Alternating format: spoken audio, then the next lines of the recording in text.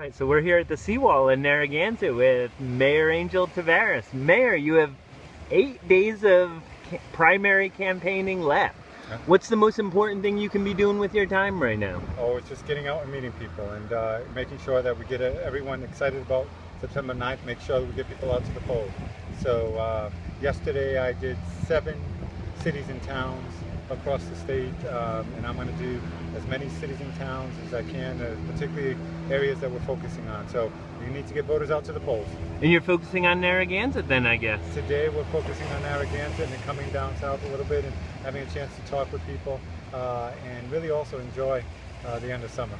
So it's a great opportunity. Do you think Narragansett's a swing town? Well, Narragansett, there are a lot of voters here, and a lot of voters down South County, so we want to make sure to focus on all the places that people are likely going to come out and vote.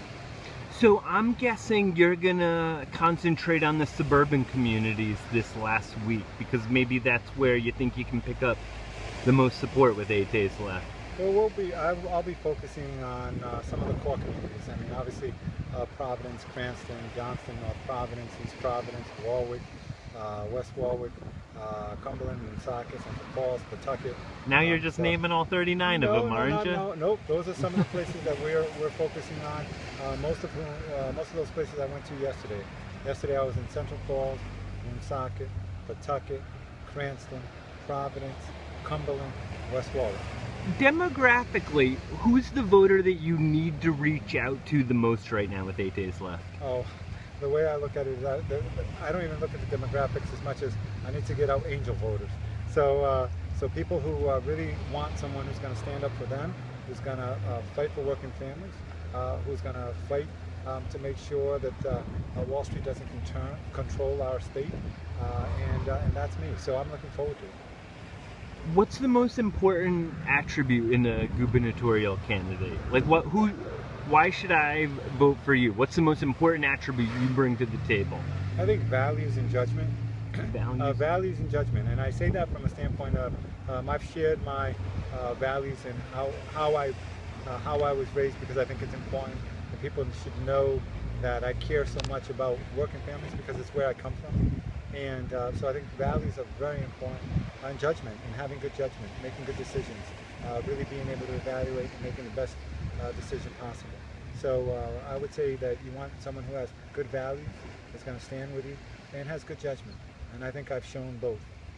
Do you consider yourself the most progressive, quote-unquote, progressive candidate in the Democratic primary? I consider myself the best candidate in the Democratic primary. But not necessarily the most progressive candidate. Oh, I with respect to titles, I mean, you ask me a question and I'll give you an answer, but I've never been one to put a lot of titles with that. Obviously, I believe, and I think my positions have shown that I am progressive, that I believe in women's rights and making sure to have equality, that I fought for marriage equality and played a very small role in terms of marriage equality, for mayors for marriage equality, but that was important to me, that I believe that we should have a higher minimum wage. I was the first candidate to push for that.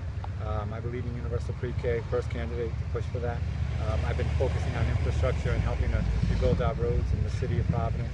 I've been doing that for several years, really trying to do the right thing. And I'm very proud of the way that we've dealt with so many different issues in the city of Providence, from our occupiers, where we had a peaceful resolution to that, one of the few places around the country that was able to do that, to the way that we make sure that people have an opportunity to be heard. So I feel very good about where we are. I feel good about what I've done in the city, and I know that people give me a chance to be their governor. We're going to move this state forward and want to reach heights that people can only imagine.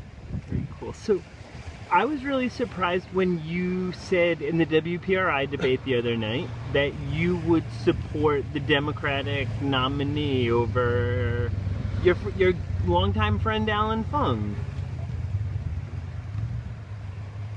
You were surprised that? Yeah. Well, as I said, I'm a Democrat, and I've been a Democrat all my life, and so I've shown in the past that I support Democrats because I think it's important, and so it's important that we focus on getting someone with the right values and judgment, and with the help of the voters, it'll be me. Does that mean that you think someone that had 9 jobs in 8 years is more qualified to be governor than your friend Alan Fung? Well, like I said, we're hopefully not going to have that issue because I'll be the nominee. But we might, Mayor. We might. No, well, we're hopefully not going to have that issue. And to my point is really, it's been a brutal campaign, or from my vantage point, it's been a brutal campaign, and maybe you won't be the nominee, and then you'll have some fence mending to do with the other candidates who you've said some harsh things about. I've never taken that type of attitude because I wouldn't be here as a candidate for governor. I would not have come from where I've come from to get to this point in my life if I didn't see things through to the end. I feel good about where we are. We've got 8 days to go, and we're excited about where we are because we've been outspent, but we haven't been outworked, and we're not going to be outworked in the last 8 days. And who do you think's the second most qualified to be governor of Rhode Island? Oh, I'm not going to get into all that at all.